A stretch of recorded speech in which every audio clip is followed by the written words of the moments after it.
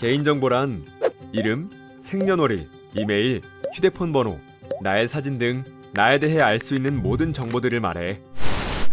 나의 개인정보는 남에게 함부로 알려주어서는 안 돼. 최악의 경우엔 나쁜 사람이 내 메신저를 해킹해서 나인 척 지인들의 정보를 빼내고 아무도 모르는 사이에 사진을 유출한다거나 몰래 휴대폰 결제를 하는 등 나쁜 범죄를 저지를 수 있어. 이런 문제들이 생기기 전에 예방을 해볼까? 스마트폰 비밀번호는 생일, 전화번호가 아닌 나만 알고 있는 특별한 번호로 해야 안전해.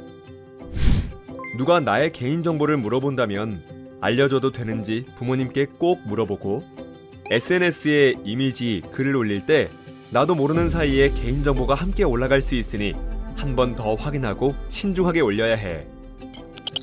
나의 개인정보만큼 친구들과 가족의 개인정보도 소중하다는 점 잊지 않도록 하자. 안녕하세요 여러분. 저는 오늘 여러분들과 크롬북에 대해 알아볼 정지범 선생님입니다. 오늘은 먼저 첫 번째 시간으로 크롬북에 대해 알아보는 시간을 갖겠습니다. 여러분, 크롬북이 어떤 기기인지 많이 궁금하시죠? 선생님이 크롬북이 어떤 기기인지 소개하고 기능을 알려드리도록 하겠습니다. 크롬북은 무엇일까요? 크롬북은 크롬 OS를 운영체제로 사용하는 클라우드 기반의 휴대용 컴퓨터예요. 그래서 여러분들이 작업한 그 내용이 크롬북의 기기에만 저장되는 게 아니고 여러분의 구글 드라이브에 저장되는 특징을 가지고 있습니다. 선생님은 크롬북이 컴퓨터와 스마트패드의 장점을 합쳐놓은 기기라고 생각하고 있습니다. 크롬북을 사용하면 어떤 점이 좋은지 알아볼까요? 네, 먼저 여러분의 계정으로 간편하게 사용할 수가 있습니다.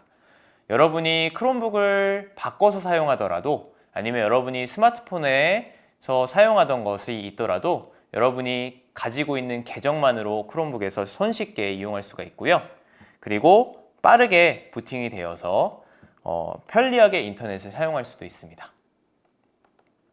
그리고 크롬 OS 자체가 바이러스 유입 확률이 되게 낮아서 여러분들이 크롬북을 사용하다가 크롬북이 고장나는 그러한 경우도 상당히 적다고 이야기할 수 있습니다.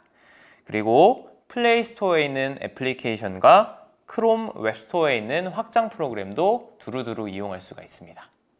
그리고 아주 편리하게 유지, 관리할 수가 있는데요. 자동 업데이트가 백그라운드에서 이루어지기 때문에 크롬북을 사용하다가 업데이트에 걸려서 크롬북을 사용하지 못하는 경우가 적고요. 그리고 무엇보다 여러분의 선생님들께서 여러분의 기기를 구글 워크스페이스라고 하는 관리 콘솔을 통해서 쉽게 관리해 주실 수가 있습니다.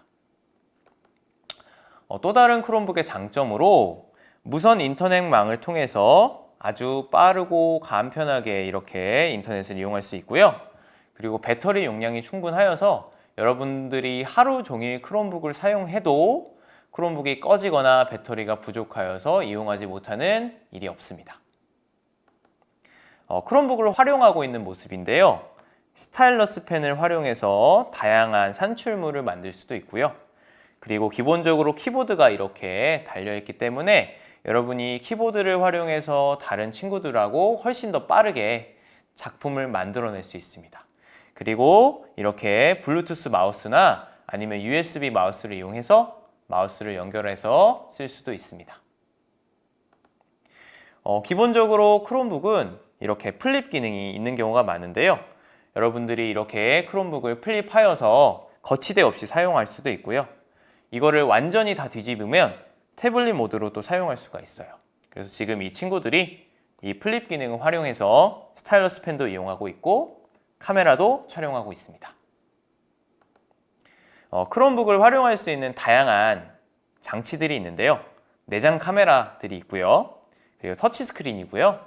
그리고 내장 마이크가 있습니다. 최근에 여러분들이 교실에서 많이 이용하는 그런 인공지능 교육 프로그램 아니면 소프트웨어 교육 코딩 프로그램을 이용할 때 두루두루 이용할 수 있고요. 그리고 이렇게 실시간 쌍방향 교육을 통해서도 여러분들이 멀리 있는 선생님과 아니면 친구들과 함께 수업에 참여할 수도 있습니다. 크롬북에 달려있는 이런 포트들을 한번 확인해 보도록 하겠습니다. 여러분 왼쪽 이 포트들을 살펴보면요. C타입 단자가 있습니다. 이 C타입 단자는 여러분이 충전할 때만 이용하는 것이 아니라 다양한 확장 프로그램들 아니면 다양한 확장 도구들을 연결할 때 이용하고요. 여기 이어폰 연결 단자가 있어서 여러분이 이어폰을 꽂아서 이용할 수도 있습니다. 볼륨 버튼도 있고요.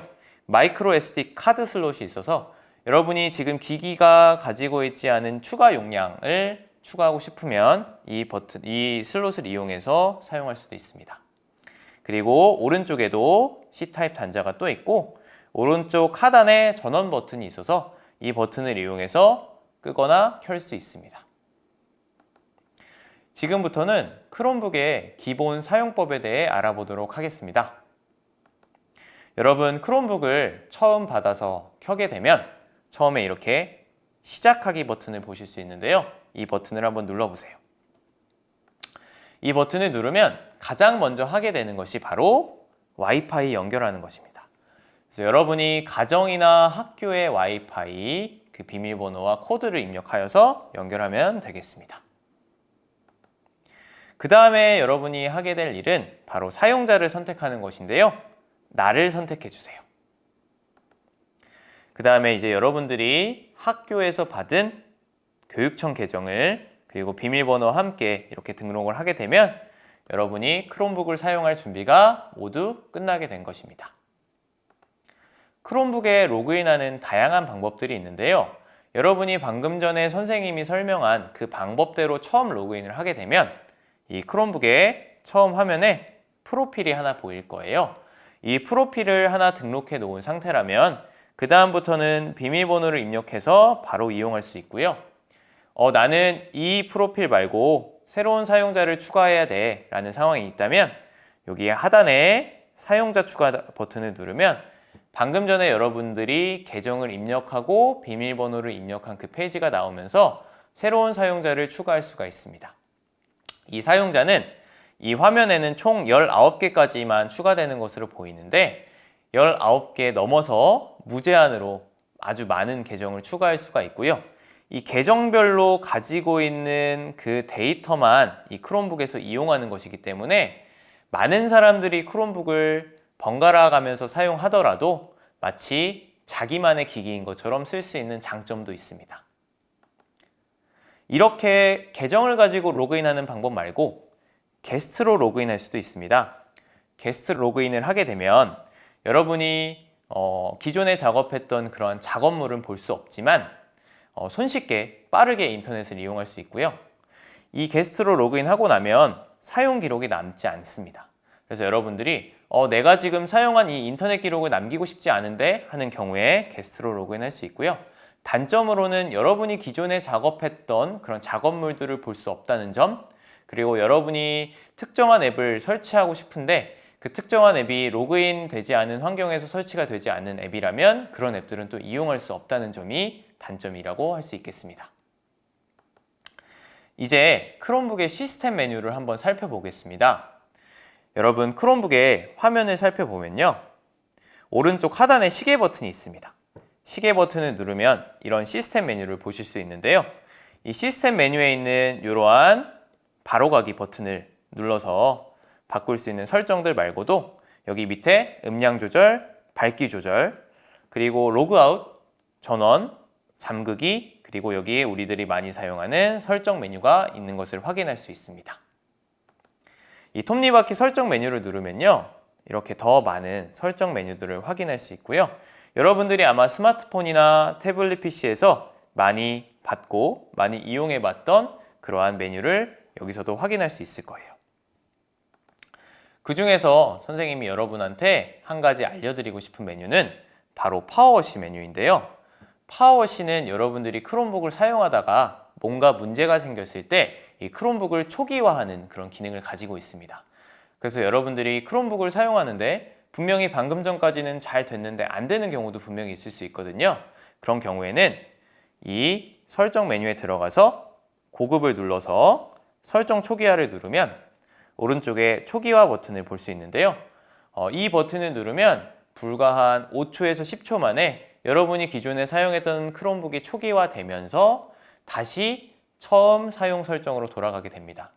여러분이 가지고 있는 대부분의 데이터는 여러분 크롬북에 저장되기보다는 구글 드라이브에 많이 저장되어 있기 때문에 여러분이 작업했던 내용들이 모두 다 날아가는 것은 아니고요. 나는 이게 구글 드라이브에 저장되지 않고 이 기기에만 있어 라는 경우가 있을 수 있기 때문에 반드시 초기화하기 전에 이 백업을 한 번쯤은 할 필요가 있겠습니다. 크롬북의 화면을 한번 살펴보겠습니다. 선생님하고 방금 전에 봤던 여기에 시스템 메뉴가 있고요. 여기 아래가 바로 실행기 또는 작업 표시줄이라고 하는 공간도 있습니다.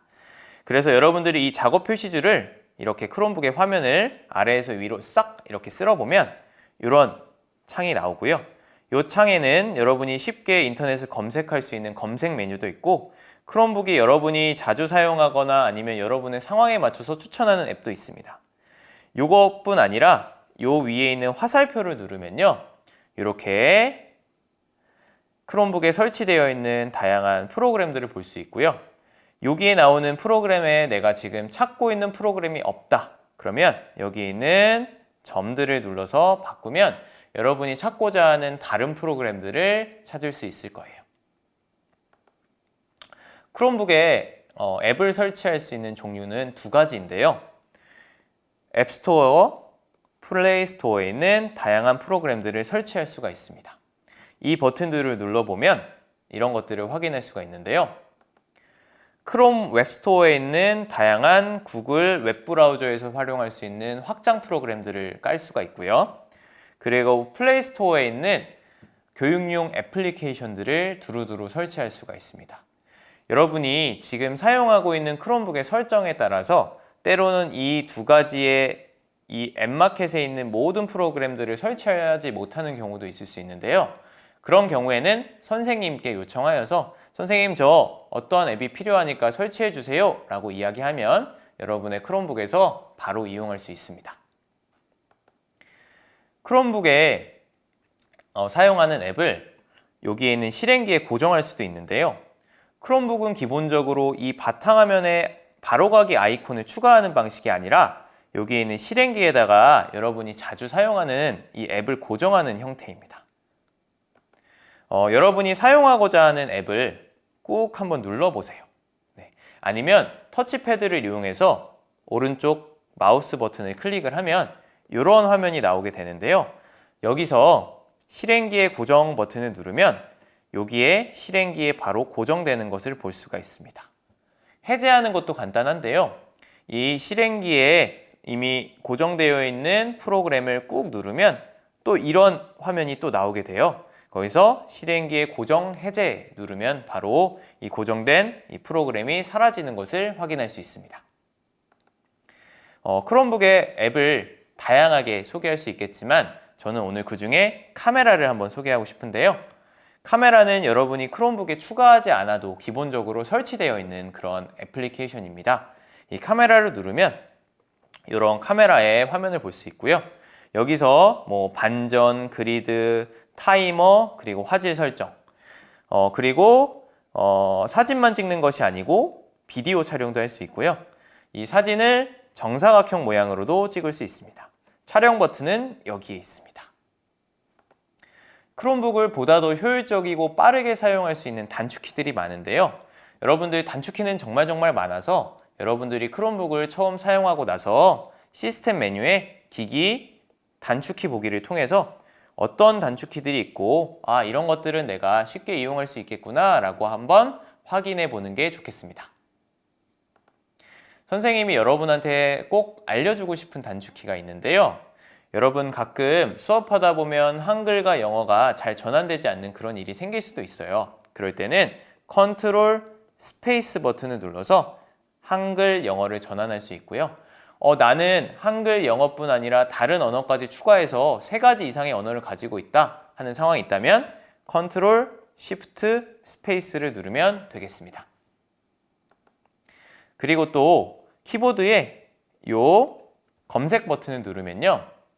방금 전에 저희가 크롬북 화면에서 실행기를 이렇게 싹 쓸어 올린 것과 같은 그런 똑같은 메뉴가 나오는데요. 이 버튼을 눌러서 바로 인터넷 검색을 할 수도 있고요. 아니면 여러분 크롬북에서 자주 사용한 앱을 바로 클릭하여서 접속할 수도 있습니다. 그리고 크롬북에 단축키들이 이렇게 위쪽에도 있는데요. 핫키라고 합니다. 실행 종료나 선택 종료하는 거, 페이지의 앞뒤로 이동하는 거, 세로 고침하는 거, 그리고 창을 전체 화면으로 바꾸는 거, 그리고 지금 실행되고 있는 애플리케이션 화면을 다 띄우는 거, 화면 밝기를 조정하는 거, 음량, 그리고 잠그는 버튼들이 여기에서 확인할 수가 있습니다. 이것으로 1차 시 수업을 마치고요. 여러분 2차 시에서 다시 뵙도록 하겠습니다. 여러분 정말 고생 많았습니다. 감사합니다.